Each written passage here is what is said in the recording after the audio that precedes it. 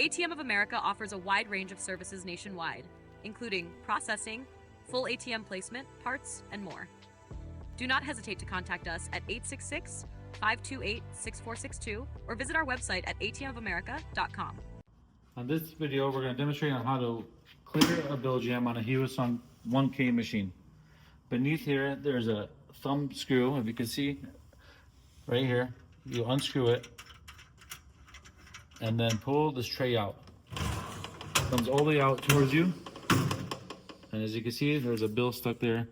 Sometimes you can either grab it from here or just roll the belts and it'll bring it towards you or deposit it into the reject bin. And the machine should go into service. Now keep in mind, some machines from normal wear and tear will collect dust and you'll have to clean, and there's no bill at all. You'll clean these little glass eye looking sensors. As you can see, one there, and there's a couple up here. But if you clean those with a can of air or just like a dry cloth, that will get rid of a lot of your issues if there is no actual bill stuck there, but the machine thinks that there's a jam. And then just push this back into the tray. You can either lock this back up or just leave it as is.